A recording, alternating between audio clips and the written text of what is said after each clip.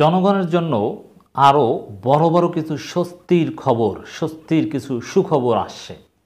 দর্শক, কিছু খেলা শুরু হয়েছে, কিছু ঘটনা ঘটতে শুরু করেছে। আমরা কথা বলছি 19 জুন 24। খুবই জরুরি কিছু আলাপ।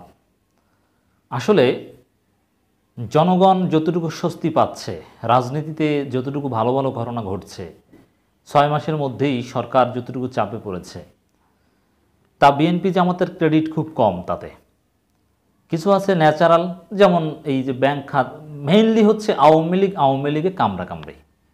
যেমন এই যে ব্যাংক খাত লুটপাট, এটা তো আওয়ামী লীগের নিজস্ব কারণে এখন আওয়ামী লীগ চাপে জনগণ সুফল পাচ্ছে, বা আওয়ামী লীগ চাপে থাকা, সরকার চাপে থাকা মানেই জনগণের জন্য এটা ভালো খবর, বিএনপি জামাতের জন্য ভালো খবর।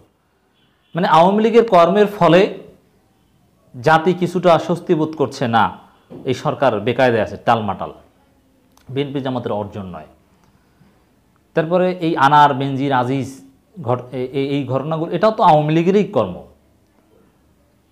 এই আনার বেনজির আজিজদের ধরার ক্ষেত্রে তো বিএনপির কোনো হাত নেই, জামাতের কোনো হাত নেই, আওয়ামী লীগ নিজেরা এগুলো করেছে, আভ্যন্তরীণ দ্বন্দ্বের ফল। তো এটাও কিন্তু জনগণকে স্বস্তি দিচ্ছে কিছুটা হলেও। এর মানে মূল্যস্ফীতি, এটাও তো আওয়ামী লীগের কর্মের ফল, তাদের ভুল নীতির কারণে মূল্যস্ফীতি, যার ফলে সরকার চাপে। এখন আমি আরেকটা বিষয় একটু স্পেসিফিকভাবে পয়েন্ট আউট করতে চাই। আপনারা জানেন, খবরটা একটু আপনাদের জানাই, বেশ কিছু আগের খবর। এই যে মিয়া সাহেবের যত সম্পদ নিয়ে মানবজমিনের একটা অনুসন্ধানী রিপোর্ট হয়েছিল, এই অনুসন্ধানী রিপোর্টগুলোর রহস্য একটু আমি খোঁজার চেষ্টা করেছি। বাংলাদেশের কোনো সংবাদ মাধ্যম যেখানে সেলফ সেন্সরশিপ চলছে, সেখানে সরকারের এই মহান ব্যক্তিদের গোপন সব কিছু বের করে আনা, সেই বেনজিরের সম্পত্তির সমস্ত তালিকা বের করে আনা, তারপরে আজিজের সমস্ত সম্পত্তির একেবারে সুনির্দিষ্টভাবে সব কিছু বের করে আনা, এখন এই মিয়া সাহেবের সম্পদের সব কিছু বের করে আনা, এটা বাংলাদেশের যে সাংবাদিকতার অবস্থা, অথবা ফ্রিডম ইন্ডেক্সে যে বাংলাদেশের অবস্থান, এটা সাংবাদিকদের পক্ষে সম্ভব হওয়ার কথা নয়। এর মানে নেপথ্যে অন্য কিছু ঘটছে, সাংবাদিকদের কাছে কেউ তথ্য সরবরাহ করছে, সরকারেরই কোনো লোকজন বা আওয়ামী লীগেরই কোনো লোকজন। এটা একটু প্রথমে আপনাদেরকে একেবারে সংক্ষেপে এই রিপোর্টটা একটু শোনাই। ডিএমপির সাবেক কমিশনার আসাদুজ্জামান মিয়া, তাকে বলা হচ্ছে মিয়া সাহেবের, তার সম্পত্তি নিয়ে মানবজমিন একটা অনুসন্ধানী রিপোর্ট করেছে। মানবজমিন যেটা লিখছে, বাড়ির পর বাড়ি, জমি এবং ফ্ল্যাটের সারি, কি নেই সাবেক পুলিশ কর্মকর্তা আসাদুজ্জামান মিয়ার। রীতিমতো গড়েছেন সম্পদের পাহাড়। তবে শুধু নিজের নামে নয়, স্ত্রী, 2 ছেলে ও 1 মেয়ের নামেও বিপুল সম্পত্তি গড়েছেন ডিএমপি সাবেক এই কমিশনার। ভাগ্নে, শ্বশুর, পুলিশের লোকজন, একেবারে শালা সম্বন্ধী, মানে যত দূর আছে, স্ত্রীর আত্মীয়, শ্বশুরকে জাহাজ কিনে দেয়, পুলিশের লোকজন এরকম কাজও তো করেছে। মানবজমিন অনুসন্ধানে তথ্য প্রমাণ মিলছে, আসাদুজ্জামান মিয়া ও তার পরিবারের সম্পদের পাহাড়ের অনেক সম্পদের নথিও এসেছে পত্রিকাটির হাতে। এই যে নথি আসছে পত্রিকার হাতে, মানে এটার কারণটা কি? এখানে আমাদের জন্য কিছু ভালো খবর আছে। খবরে বলা হয়েছে, সিভিল সার্ভিস ক্যাডারের 85 ব্যাচের পুলিশ কর্মকর্তা আসাদুজ্জামান মিয়া ঢাকা মহানগর পুলিশ কমিশনার হিসেবে দায়িত্ব পেয়ে অবসরে যান। সম্পদের বিষয়ে জানতে একাধিকবার তাকে ফোন দিলেও তার বক্তব্য পাওয়া যায়নি।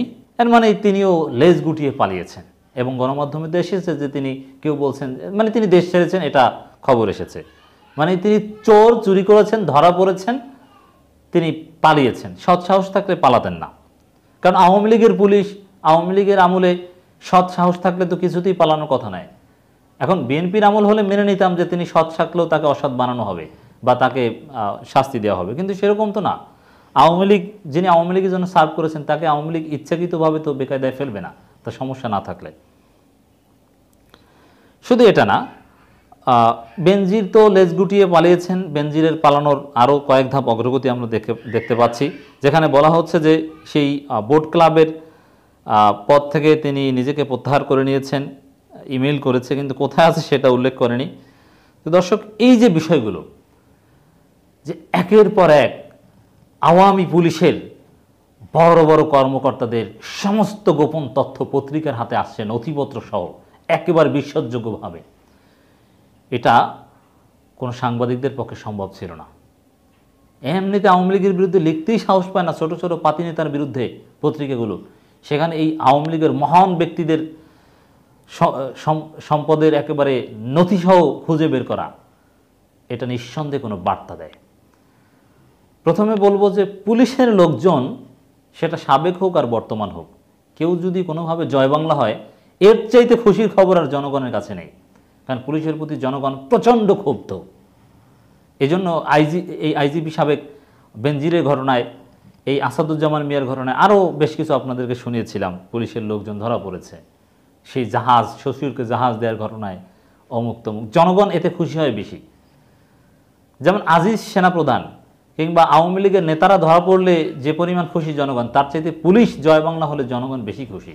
It is very important. এই জন্য জনগণের জন্য এটা স্বস্তির খবর যে এরকম আসাদুজ্জামান মিয়ারা একের পর এক ধরা পড়ছে। মানে আসল ঘটনাটা কি?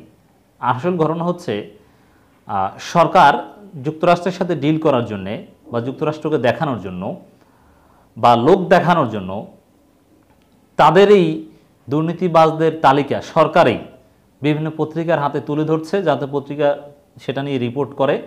তারপরে সরকার লোক দেখানোর ব্যবস্থা নেবে। তারপরে আমেরিকাকে বলবে, এই দেখো আমাদেরই সাবেক লোকজনকে আমরা কিভাবে বিচার করছি, কিভাবে ধরিয়ে দিচ্ছি। বুঝতে পেরেছেন? সরকার বা সরকারের লোকজন বা সরকারের ভেতরে প্রতিদ্বন্দ্বী গ্রুপ পত্রিকার কাছে এই আসাদুজ্জামান মিয়াদের বা এরকম লোকজনের সম্পত্তির নথিপত্র তুলে দিচ্ছে, না হলে সম্ভব ছিল না। এরকম সামনে আরও অনেক আসাদুজ্জামান মিয়ার, অনেক পুলিশ কর্মকর্তা এভাবে জয় বাংলা হবে, তাদের সম্পদের নথি এগুলো পত্রিকার হাতে তুলে দিবে।